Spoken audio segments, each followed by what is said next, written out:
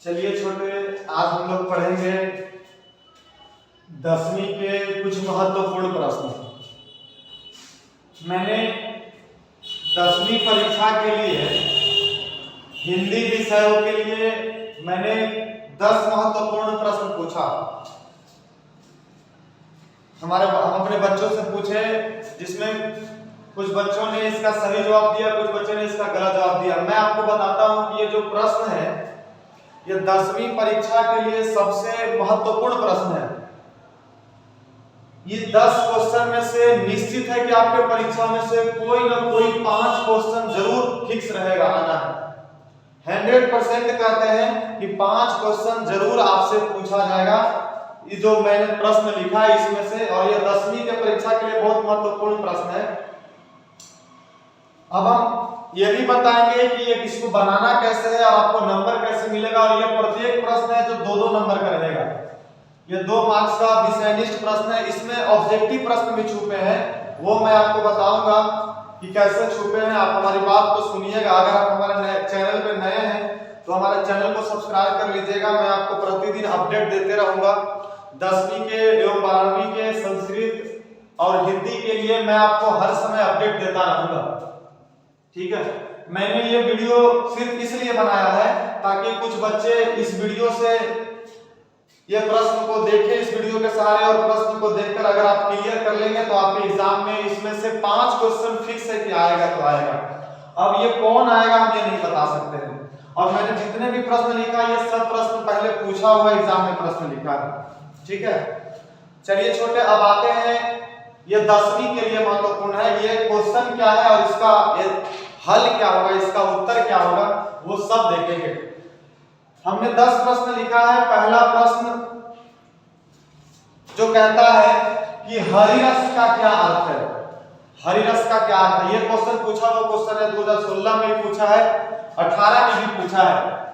तो हरिरस का क्या अर्थ है, अगर ये क्वेश्चन आपके एग्जाम कॉपी में आ जाए बोर्ड एग्जाम के, तो आप इसको जवाब कैसे दीजिएगा, सुनिएगा ध्यान से। इसे आप लिखिएगा कैसे। हरिरस, हरि का मतलब होता है छोटे भगवान, और रस मतलब होता है सुख। तो इसका जब हम उत्तर लिखेंगे तो साफ लिखेंगे उत्तर लिखते समय कि हरिरस का अर्थ कवि गुरु नानक के अनुसार, क्योंकि कवि गुरु नानक ने हरिरस के बारे में बताया है, तो हरिरस का अर्थ कवि गुरु नानक के अनुसार यह बताया गया है कि हरि का नाम लेने से जो सुख प्राप्त होता है उसे हम हरिरस के नाम से जानते हैं। यानी हरिरस का मतलब होता है भगवान का सुख, मतलब ईश्वर का सुख। तो अब इसे आप अपनी भाषा में कैसे लिखेंगे ये समझिएगा। आप लिखिएगा, उत्तर जब लिखना शुरू कीजिएगा तो साफ लिखिएगा हरिरस का अर्थ होता है ईश्वरीय सुख। कवि गुरु नानक ने अपने पद में यह बताया है कि किसी व्यक्ति को हरिरस तब प्राप्त होगा जब वो दुनिया के सारे काम काज को करने के साथ साथ राम नाम स्मरण करेगा, तब उसे हरिरस का प्राप्त हो सकता है। आप इतना लिखिएगा, आपको 2 नंबर प्राप्त हो जाएंगे, ठीक है। कम से कम छोटे इसका जवाब आपको कम से कम 30 से 40 शब्दों में देना होता है, ठीक है। दूसरा क्वेश्चन है, कवि प्रेम मार्ग को अति शुद्धो क्यों मानता है। इसके बारे में कह रहा है प्रेम मार्ग, यानी यह प्रेम मार्ग का चर्चा आपके किताब में काव्यखंड में घनानंद ने किया है। तो लिखिएगा कवि घनानंद के अनुसार प्रेम मार्ग अति शुद्ध मार्ग है, और इसलिए कवि इसे अति शुद्ध मानते हैं क्योंकि इस मार्ग पर चलने वाले लोगों को कोई बाल बांका नहीं कर सकता है, कोई छल कपट नहीं कर सकता है, और इस पर चलने वाले व्यक्ति आगे चलकर बहुत आगे तक जा सकते हैं। इसका उत्तर हुआ कवि प्रेम मार्ग को अति शुद्ध क्यों मानता है। अब हम तीसरा आते हैं छोटे। तीसरा क्वेश्चन जो कहा है, कवि नगर बाजार और अर्थव्यवस्था पर क्या टिप्पणी करता है। यह भी क्वेश्चन कई बार पूछा है। तो इसका जवाब क्या लिखना सुनिएगा। अगर आप जानते हैं तो फिर भी हमारे जवाब को सुनिएगा। आप किसी गैस पेपर से रख लीजिएगा, डीवीडी गैस पेपर, या फिर कई प्रकार के गैस पेपर जो हमारे बाजारों में बिकते हैं, जिसको बच्चे लोग पढ़कर और उसके अनुसार जवाब देते नहीं। आपको वहां लिखा रहता है यथासंभव अपने शब्दों में उत्तर दे। तो आप अपने शब्द में दीजिएगा तो आपको बेहतर रहेगा, आपका नंबर मिलने की संभावना ज्यादा रहेगी। अब है कवि नगर बाजार अर्थव्यवस्था पर क्या टिप्पणी करता है। तो सबसे पहले ये जो प्रश्न है, यह प्रश्न बद्री नारायण चौधरी जी द्वारा लिखित स्वदेशी पद से लिया गया है। अब इसका उत्तर क्या लिखा जाएगा, तो उत्तर लिखते समय कहेंगे कि कवि प्रेमधन ने नगर बाजार अर्थव्यवस्था पर टिप्पणी करते हुए यह कहते हैं कि आज सभी जगह नगर बाजार और अर्थव्यवस्था में विदेशी वस्तु भरा हुआ है। सभी बाजारों में भी विदेशी वस्तु है। आज नगरों में रहने वाले लोग का चाल चलन विदेशी हो गया है। आज अर्थ का भी व्यवस्था करने का साधन विदेशी हो चुका है। इसीलिए आज हमारे देश में देशी नहीं बल्कि विदेशी हो गया है। ये इसका तीसरा क्वेश्चन है। अब चौथा हम आएंगे छोटे, इसका क्या होता है देखेंगे। आज के देवता कौन है, वे कहाँ मिलेंगे। हम इस सबका उत्तर बता रहे हैं। आप हमारे वीडियो को रोक रोक के आप उस अपने कॉपी में उत्तर भी लिख सकते हैं, और कोई दिक्कत होगा तो आप हमें बता सकते हैं कमेंट के सहारे। ये आपके लिए बहुत जरूरी प्रश्न है। मैं फिक्स बताता हूं कि इसमें से आपको 5 प्रश्न निश्चित है कि आपके एग्जाम में आएगा तो आएगा, तब हर संभव है, बशर्ते आपको इससे क्लियर कर लेना है। अब आता है भक्त और भगवान के अस्तित्व के बारे में क्या कहा गया है। तो छोटे, सबसे पहले मैं आपको बता दूं कि ये जो क्वेश्चन है ये रेनर मारिया रिल्के द्वारा लिखित जर्मन जो कवि हैं उनके द्वारा लिखित कविता से लिया गया है। और इसका उत्तर यह होगा, जब आप उत्तर लिखना शुरू कीजिएगा तो लिखिएगा कि कवि रेनर मारिया रिल्के भक्त और भगवान के अस्तित्व के बारे में यह कहा है कि जब इस संसार में भक्त का अस्तित्व नहीं रहेगा तो भगवान का भी अस्तित्व नहीं रहने वाला है। क्योंकि भक्त हैं तभी भगवान का अस्तित्व होगा। अगर भक्त नहीं रहेंगे तो भगवान अपने अर्थ को खो बैठेंगे। यह बातें, ये 5वां प्रश्न आप लिख सकते हैं। ये भक्त और भगवान के अस्तित्व के बारे में कहा गया है। ये भी क्वेश्चन कई बार पूछा है। अब आते हैं क्वेश्चन नंबर 6। छोटे समझिएगा, लिखा गया है बाबा साहब, जिनको हम कहते हैं डॉक्टर भीमराव अम्बेडकर को बाबा साहब कहते हैं। कहीं कहीं क्वेश्चन में यहाँ लिखता है, साफ लिखता है डॉक्टर भीमराव अम्बेडकर। तो हमने लिखा बाबा साहब किस विडंबना की बात करते हैं, इसका स्वरूप क्या। ये क्वेश्चन तो कई बार पूछता है, एकदम अनगिनत, मतलब क्या कहा जाता है, कभी-कभी सुनने में एकदम छियाइन कर देता है, इतना बार पूछता है। अब यह क्वेश्चन जब पूछता है तो इसका जवाब सटीक आप लिखते समय अगर कुछ गलती करते हैं तो ध्यान से सुनिए, वो गलती को आप सुधार लीजिए हमारी बात को समझकर और सुनकर। बाबा साहब के जगह पर एग्जाम में कभी-कभी क्या लिखता है, डॉक्टर भीमराव अम्बेडकर भी लिखता है, बाबा साहब भी लिखता है।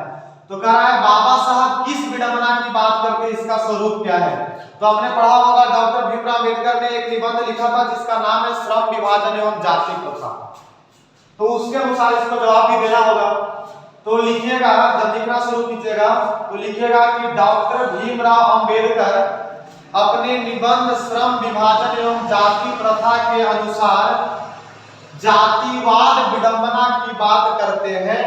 और इसका स्वरूप यह है कि हमारे समाज में जाति के आधार पर काम का बंटवारा किया जाता है जो उचित नहीं है।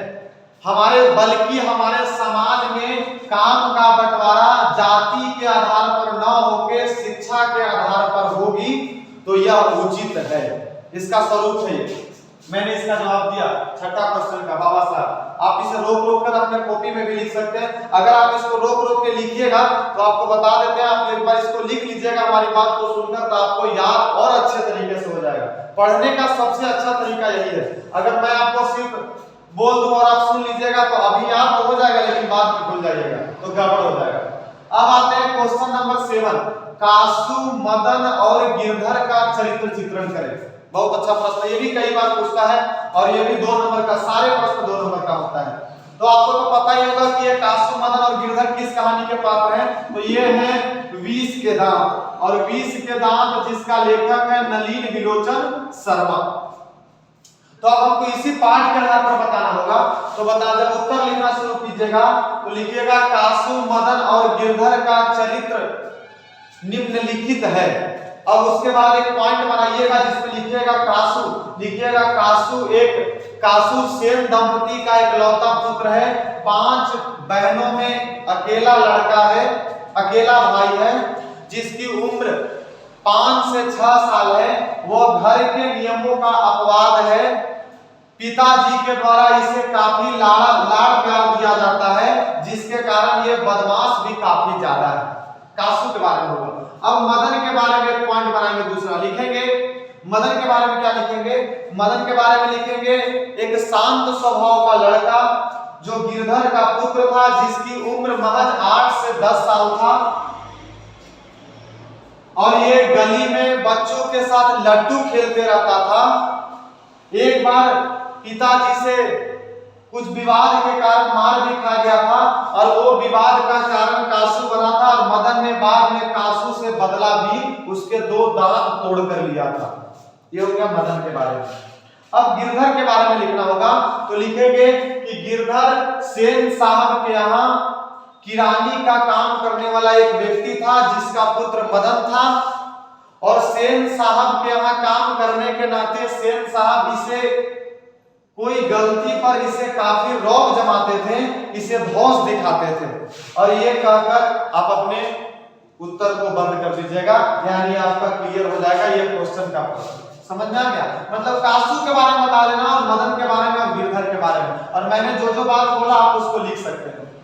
इसके बाद 8वां क्वेश्चन है, सर्वविध संपन्न देश भारत है कौन और क्यों कहा? ये भी क्वेश्चन कई बार पूछा है, और ये क्वेश्चन आपको दिया गया है गद्य खंड के 3रा चैप्टर, जिसका नाम है भारत से हम क्या सीखे, जिसका लेखक है मैक्स मुलर, जिनका पूरा नाम है फ्रेडरिक मैक्स मुलर, और ये भी जर्मन कवि है। इसमें ऑब्जेक्टिव क्वेश्चन भी कई बार आता है कि सर्वविध संपन्न देश कौन है? भारत। या ये भी पूछ सकता है कि भारत कैसा देश है, तो सर्वविध संपन्न देश है। अब पूछ रहा है कि ये कौन और क्यों कहा, ये किसने कहा? तो जब आप इसका उत्तर लिखना शुरू कीजिएगा तो आप लिखिएगा कि सर्वविध संपन्न देश भारत है, यह फ्रेडरिक मैक्स मुलर ने कहा, क्योंकि भारत की सभ्यता और संस्कृति इतनी सुंदर और इतनी सुशील है, जिसे पूरे विश्व के लोग सराहनीय करते हैं। भारत में, क्योंकि भारत एक धर्म प्रधान देश भी है, भारत प्राचीन समय में सोने का चिड़िया भी कहलाता था। इस तरह से भारत को सर्वविध, भारत देश में कई प्रकार के खदाने भी हैं, इस प्रकार भारत देश को सर्वविध संपन्न देश कहा जाता है। फिर से सुनेंगे छोटे, क्या इसका उत्तर होगा? सर्वविध संपन्न देश भारत है कौन और क्यों कहा? तो आप इसका उत्तर लिखेंगे कि सर्वविध संपन्न देश भारत है, यह फ्रेडरिक मैक्स मुलर ने कहा, क्योंकि उनका मानना था कि भारत सभ्यताओं से भरा देश है, भारत में खदान की भी अधिकता है, भारत एक ऐसा देश है जिसके जैसा कोई दूसरा देश नहीं है। यहाँ कई लेखकों का भी जन्म हुआ, कभी कवियों का भी जन्म हुआ, इस प्रकार भारत को सर्वविध संपन्न देश कहा जाता है। अब आते हैं क्वेश्चन नंबर 9, सफलता और चरितार्थता में क्या अंतर है? ये 2 शब्द है, सफलता और चरितार्थता में क्या अंतर है, इसको पाठ के आधार पर बताना है। आप अपने आधार से बताइएगा तो नंबर नहीं मिलेगा, पाठ के आधार पर जो पूछता है वही बात बताना होता है। तो आप जब लिखिएगा तो सबसे पहले बता देते हैं कि ये 2 शब्द हैं जो नाखून क्यों बढ़ते हैं, हजारी प्रसाद द्विवेदी द्वारा लिखित निबंध से लिखा गया है। और ये क्वेश्चन क्वेश्चन है, बहुत बार पूछता है।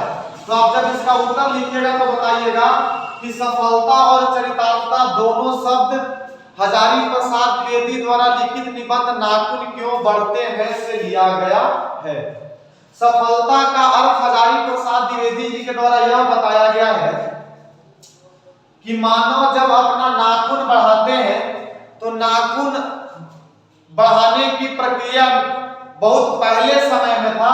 आज मनुष्य को नाखून को काट लेना चाहिए। अगर मनुष्य नाखून को काट लेगा तो उनमें सफलता हो जाएगी, और अगर मनुष्य नाखून को न काट के इसे सुंदरता के रूप में रखेगा तो आने वाले समय में मानव उस नाखून को चरितार्थता के रूप में देखेंगे। यही है दोनों में अंतर है, सफलता और चरितार्थता। सफलता मतलब मानव जब अपने नाखून को काट लेंगे तब उनकी सफलता हो जाएगी, और जब वो रखेंगे तो आने वाले समय में वही सफलता चरितार्थता के रूप में बदल जाएगा। यही दोनों में अंतर है।